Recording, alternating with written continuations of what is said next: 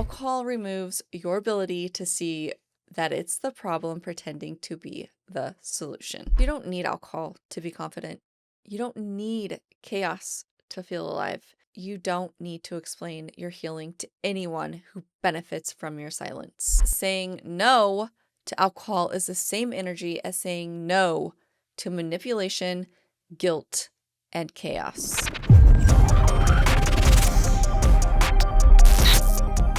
You ever stop and think about how fast 30 days goes by?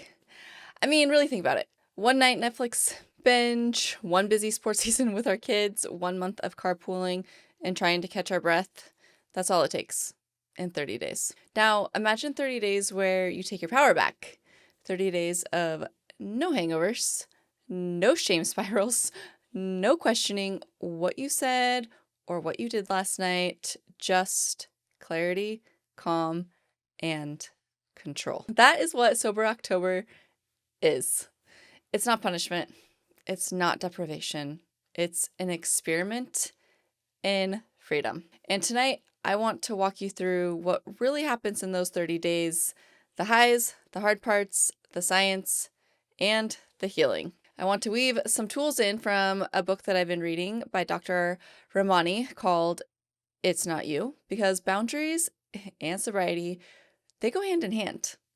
We'll talk about gray rocking, yellow rocking, and how to protect your peace while you protect your sobriety. And by the end of this episode, you'll see that 30 days can literally rebuild you from the inside out. So, for me, it wasn't about proving that I could quit drinking. I'd done that before, white-knuckled, counting days, waiting for the month to end so I could reward myself with a drink. It wasn't about control. It was about clarity. Because the truth is, alcohol doesn't actually take away our anxiety, it actually creates it. Alan Carr said it so perfectly. Alcohol removes your ability to see that it's the problem pretending to be the solution. That was me for years. I thought I was taking the edge off, but all I was really doing was creating a sharper edge for tomorrow. Sober October isn't about giving something up. It's about getting something back. Your mornings, your confidence, your self-respect. And if you're doing this challenge, whether you're on day 1 or 21, I want you to know this. You are not missing out. You are stepping in. You're stepping into your peace, your power, and your purpose. I always say presence over poison. So let's talk about what actually happens when you remove alcohol for 30 days. I know a lot of people don't know this, what happens in 30 days, but within a week, your sleep begins to repair. Your REM cycle, the deep healing sleep that alcohol destroys, starts coming back. Your liver, which filters everything you consume, begins clearing toxins. Your skin clears, your eyes brighten, your digestion improves, and your energy stabilizes. And then by week 2, people often notice their anxiety dropping. That substance that you've been trying to control your anxiety with that was actually giving you anxiety this whole entire time. And that's because alcohol is literally a depressant and spikes cortisol. You've been putting your nervous system through a roller coaster, and now you're finally letting it rest. By week 3, you start to notice something you can't quite describe. It's a sense of peace. Your mornings feel lighter.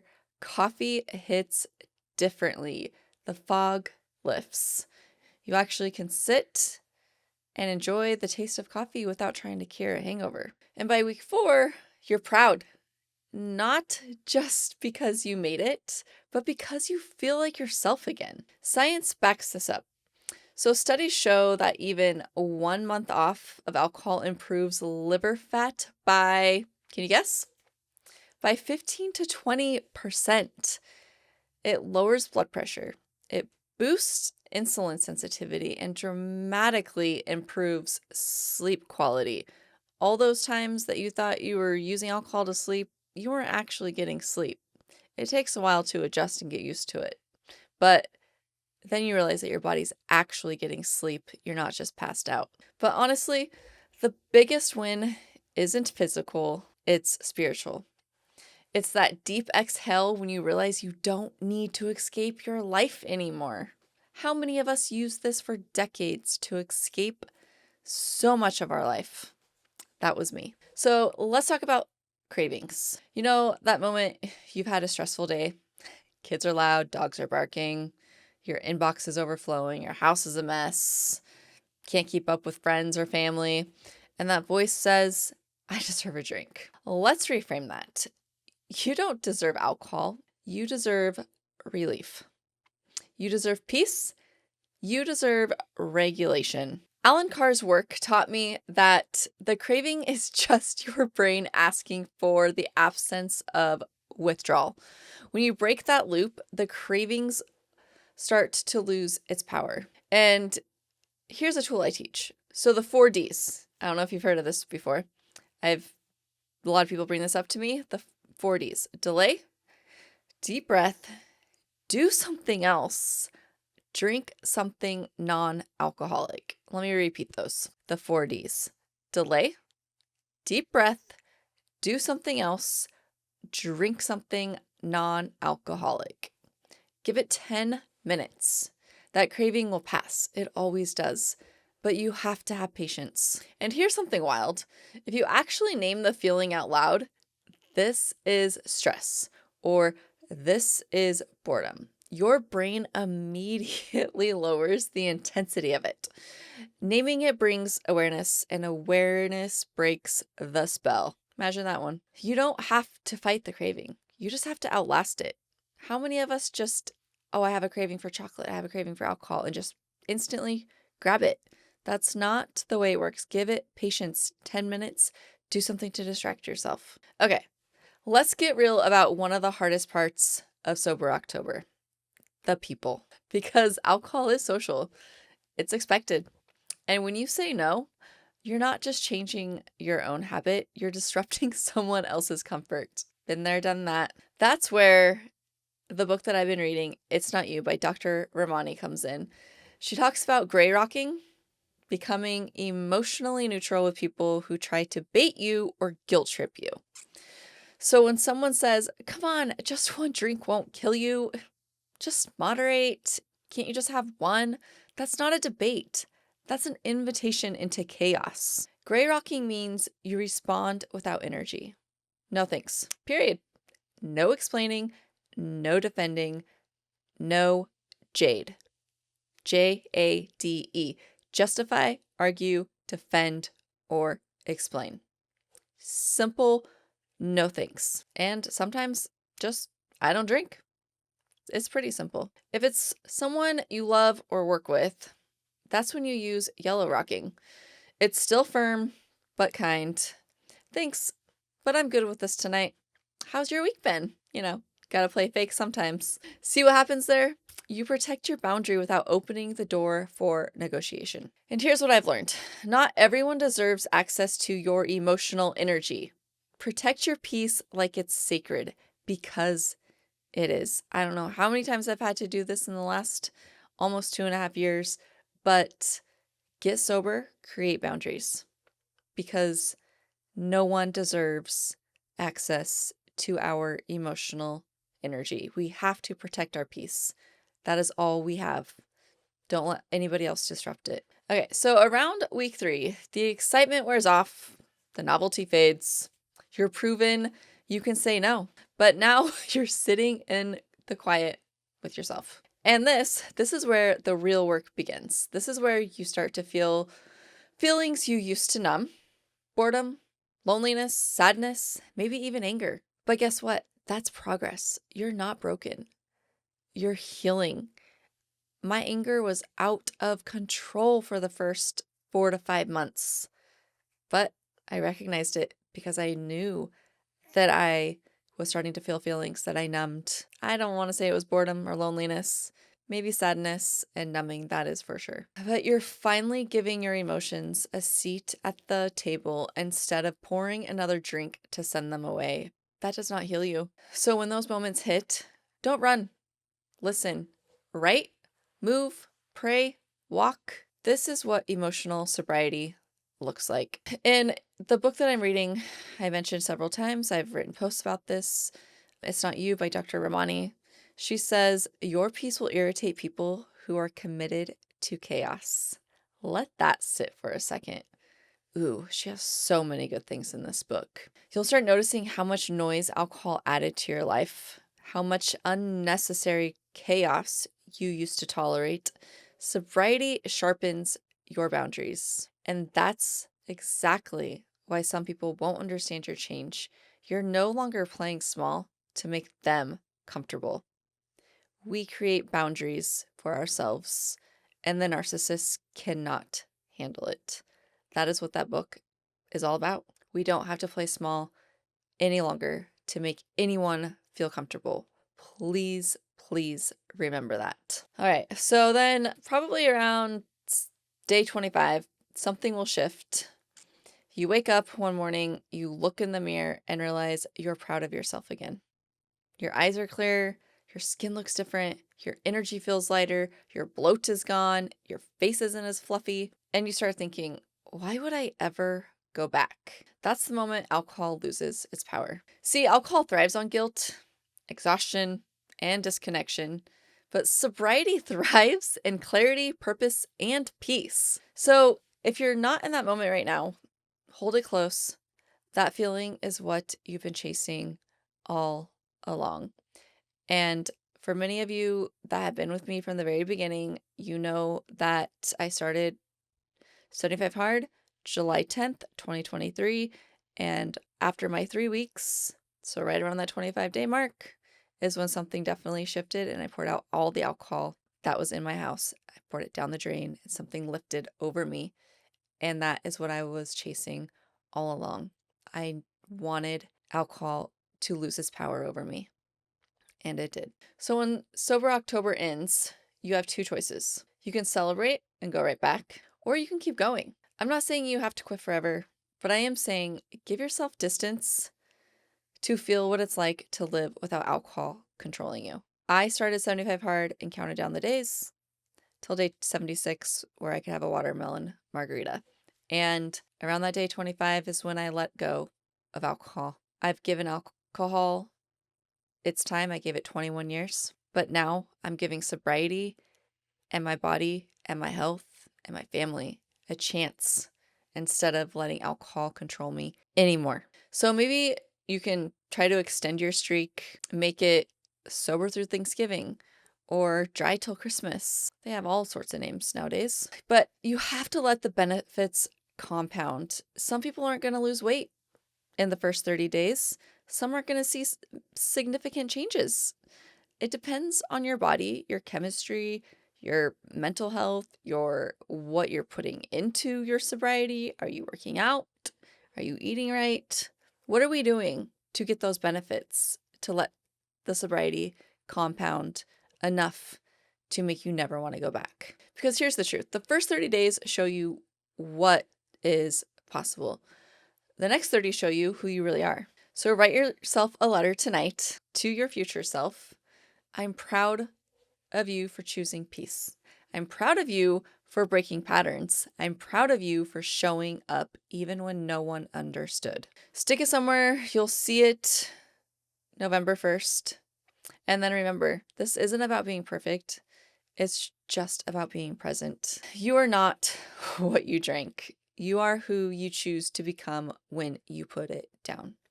So for those that keep dragging those of us through the mud, well, they did this and they did that. This is who they are. This is who they were. Well, we aren't that person anymore. We are clearly a bigger, more mature version of ourselves. It's those that haven't quit drinking yet, that haven't emotionally matured to realize what we are actually doing. So it puts a mirror up to them and makes them rethink what they're doing. Maybe. I don't know. But then it's very intimidating. I mean, 30 days, it can feel like nothing, but everything all at once. I mean, we say it all the time. Oh, it's just a month. But in that same amount of time, we can build a habit, lose a habit, or straight up change who we are becoming. So for anyone doing Sober October, That's exactly what this is. It's not punishment. It's not a dare. It's a month of saying, what if I actually gave myself a fair shot at peace? Why can't you get past day 3? Why can't you get past day 4? What makes you go back to alcohol? Have you ever wondered that? People will judge us if we fail, and they'll judge us if we don't fail. If you fail and go back to drinking, they'll judge you. But if you stay drinking, they'll judge you. You can't win, so why not win for yourself? Why not put the bottle down, fix your health, fix your relationships with yourself, with your spouse, with your children? I'm telling you, you guys, you have to read the book, It's Not You. Because when she says, it's not you, those 3 words hit me like a gut punch. Because for so long, I thought it was me. I thought I was the problem. I thought maybe I was too emotional, too reactive, too sensitive. And then when I drank, it silenced that voice for a while. It numbed the pain of being misunderstood, blamed, and invalidated. Here's the truth. A lot of people don't drink because they love alcohol. They drink because they're trying to survive emotional chaos. So that's why I think Sober October would be a great break from alcohol. It's a break from dysfunction. It's a 30-day detox, not just for your body, but for your nervous system.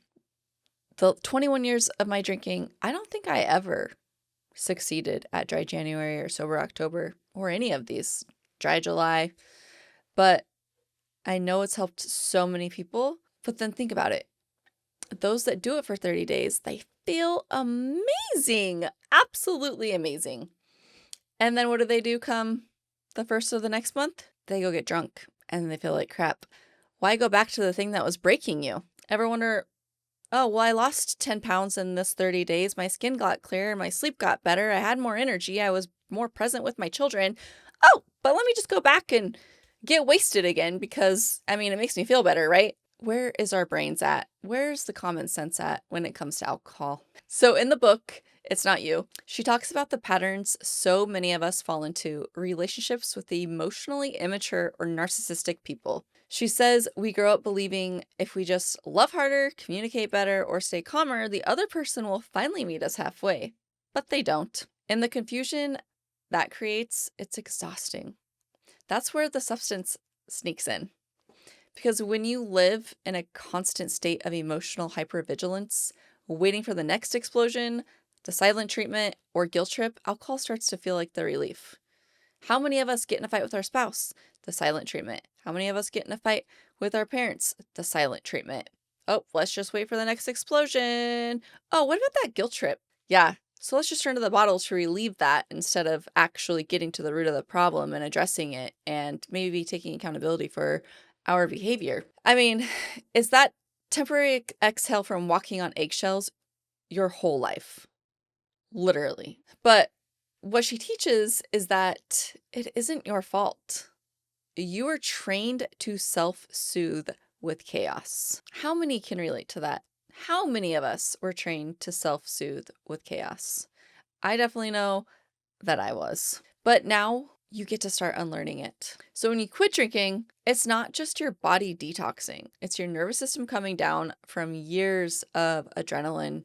It's your soul finally realizing, I don't have to be on alert anymore. That's why early sobriety feels uncomfortable. You're not broken. You're just rewiring. You are relearning. You can't heal in the same environment that made you sick. I'm going to say this again. You can't heal in the same environment that made you sick. And that's exactly what Sober October exposes. But when you stop drinking, you start seeing. You see which people only liked you when you were numbed. You see who only calls you when they needed something. You see who gets uncomfortable when you're finally calm. Alcohol fogs that awareness. It makes dysfunction tolerable, but sobriety makes it visible. And once you see it, you cannot unsee it. I can never go back because I literally cannot unsee it. But that's why so many people relapse, not because they miss alcohol, but because they're not ready to face the truth about the people around them. But here's what I want you to know. You're not crazy for noticing the shift. You're not dramatic for protecting your peace. You're not too sensitive. You're just finally awake. Wake up, people. And when you start living from that awareness, you realize that saying no to alcohol is the same energy as saying no to manipulation, guilt, and chaos. So I really want to talk about boundaries, the kind that keep you sober and sane. We've mentioned the gray rock and the yellow rock.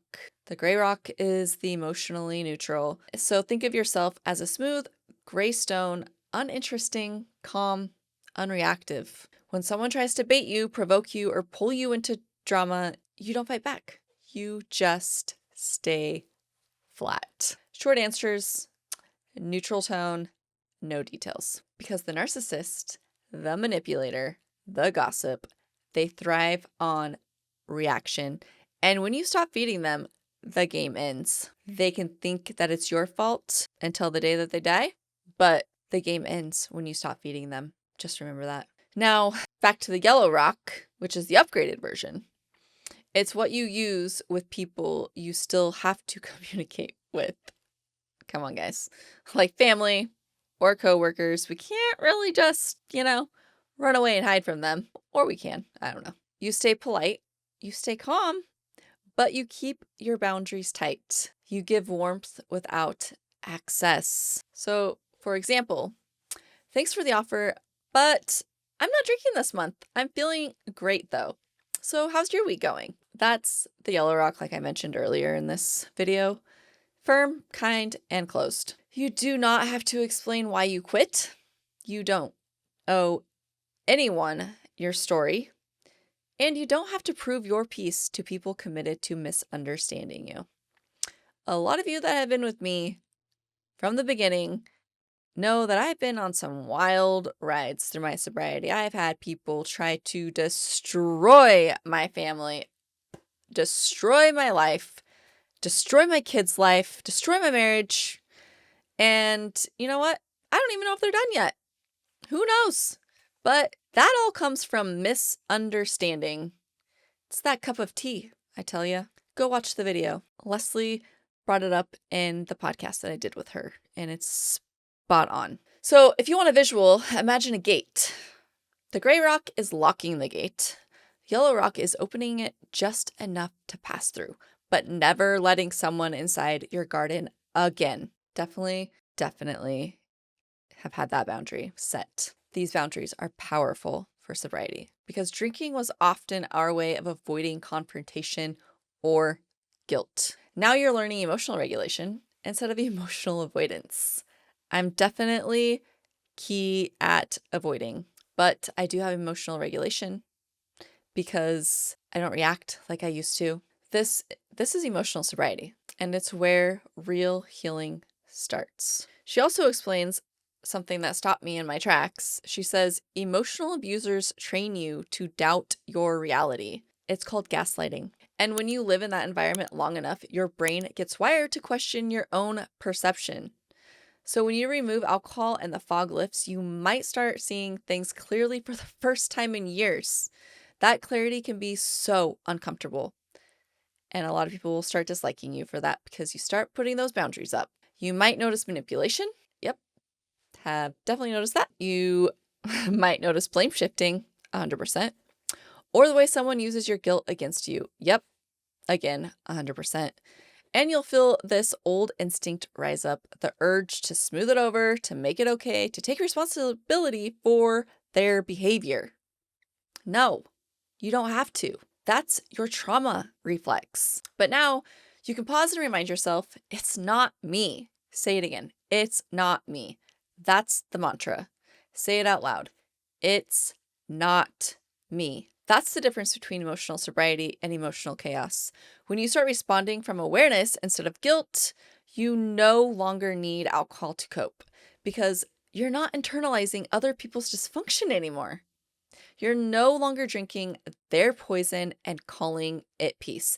And I don't care who this is. It could be your best friend. It could be your mom. It could be your dad. It could be your grandparent. I don't care. You're no longer drinking their poison and calling it peace. So Sober October isn't about your liver. It's about your nervous system. A little bit about your liver. Let's obviously We all know where drinking leads us to liver failure. And a lot of cases, there's no turning back. But this sober October, I want to focus on our nervous system. So you've been living in fight or flight for years between the stress, the people pleasing, the guilt, the anxiety, and alcohol was your off switch. But what it really did was disconnect you from yourself. So now each day you stay sober, your body learns new safety cues, deep breaths, movement, sunlight, nutrition, real rest. You're showing your body that peace doesn't have to come from a bottle. It can come from boundaries. It's a big B word once you get sober. And here's what's beautiful. When your nervous system heals, your intuition gets louder. You start trusting your gut again. You recognize who drains you and who feeds your soul. You stop confusing chaos with connection. That's recovery. You guys, a lot of us, our friends shift, our families shift, but guess what? People do come back into your life. Maybe they're not the same people, but you do find people who feed your soul and people that you have a connection with without the chaos. Give it time, patience, I promise. It's happened to me. So as you move through Sober October, I know it's already been a week into October, but as we move through Sober October, I want you to keep both lenses open, the physical healing and the emotional healing. Because for a lot of us, alcohol wasn't the first addiction. It was the last symptom. The deeper addiction was people pleasing, self-blame, and the desperate chase for validation. I'm going to say that again because that really hits home. The deeper addiction was people pleasing, self-blame, and the desperate chase for validation. I don't know how many of us have chased that validation for so many years and ended up people pleasing and in that self-blame. It's a miserable, miserable cycle. Break it now. If you have not quit drinking, do it now. Please stop people pleasing. Stop chasing that validation. It will get you nowhere. It will get you into destruction. It will get you into messy situations, and it will get you with disgusting humans who take advantage of those people pleasers who are chasing validation. So in her book, she teaches us that our worth was never supposed to be earned through someone else's approval. And sobriety teaches us that peace doesn't live at the bottom of a glass. They work together hand in hand. When you quit drinking, you create space to heal your patterns.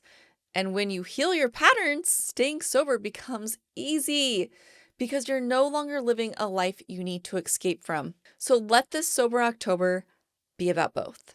Detox your body and detox the lies you've believed about yourself. Because the truth is, it was never you. You were just trying to survive. You guys, it was never you. We were just trying to survive. And now you're ready to live. You guys, you don't need alcohol to be confident. You don't need chaos to feel alive. And you don't need to explain your healing to anyone who benefits from your silence. It's not you. It never was. You are peace. You are power. And this month, you are proving it. I just cannot wait to see how many people at the end of this month realize how good they feel when you're surviving, when you're making the decision to live and be free from something that's been holding you back so much. I just want to go back to that validation part. You guys, when we start drinking at such a young age, we don't realize the harm that we are doing. When you were 15 years old, drunk, chasing people for validation and people pleasing, we never emotionally mature. So we stay in that cycle of people pleasing. I did a podcast one time with this girl and she brought it people pleasing up and I'm like, oh my gosh, that is definitely, I was a people pleaser. I still am, just not to the extent. I could IDGAF anymore because I'm so sick of people still blaming me for who I was when I was drunk, blacked out, don't remember being taken advantage of. Chasing validation, guys. Chasing validation. People pleasing. We numbed for so long. We never got to emotionally mature. And now, being over 2 years sober, these books just scream at me. They open my eyes. They heal me from the inside out so I can help you guys.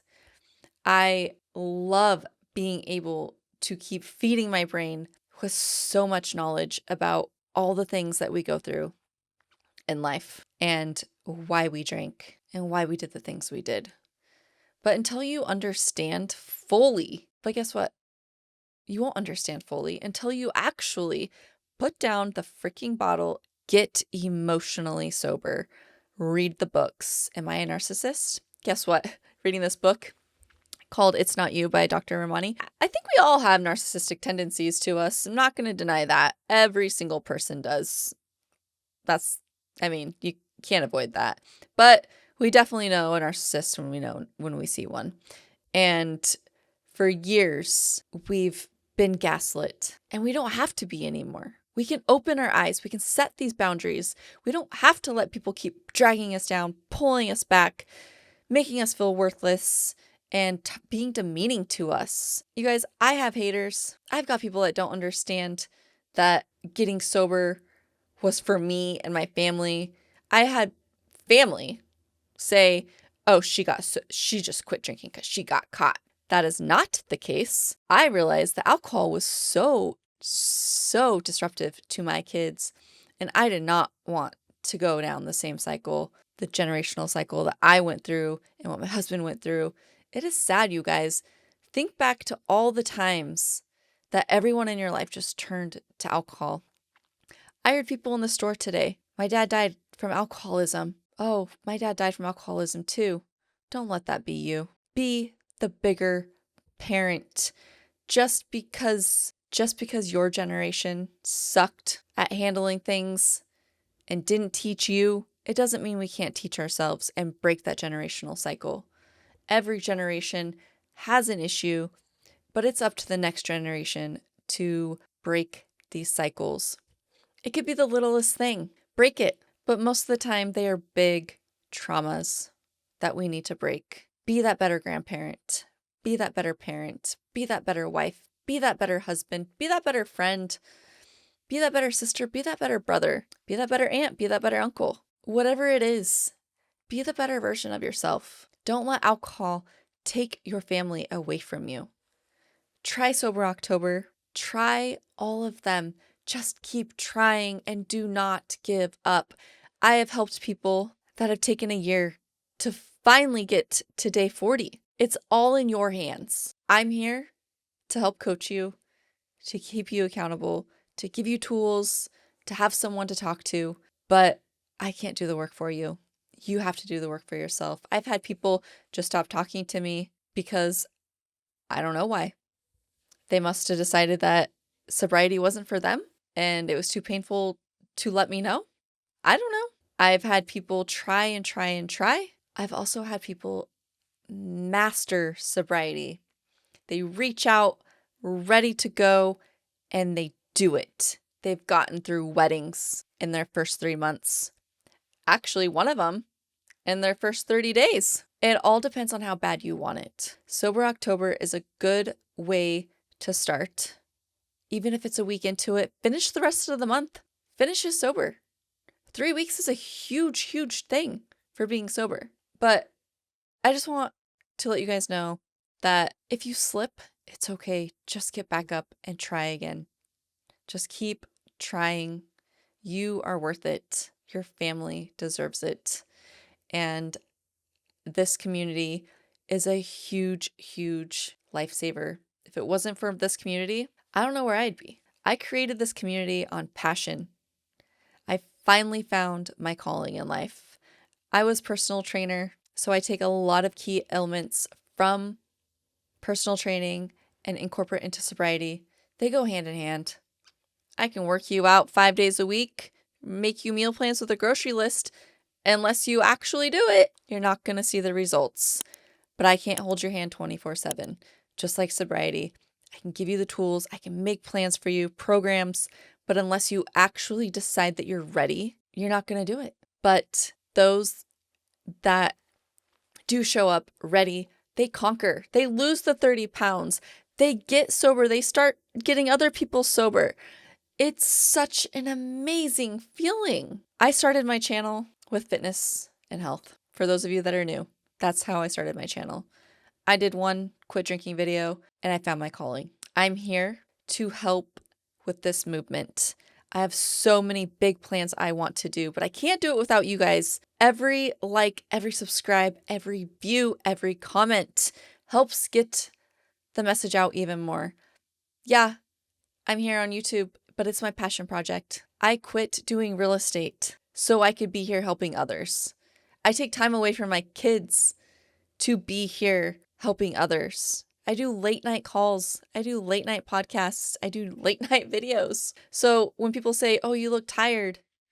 Oh, are you high? I'm sorry. You can just say, hey, you look like shit today in your video instead of accusing me of doing all these things. Yeah, I'm tired. I do videos at freaking 11 o'clock at night. I do coaching calls until 9. I mean, I work my ass off for this channel. And for those that show up continuously to support me, I see people commenting from the very beginning.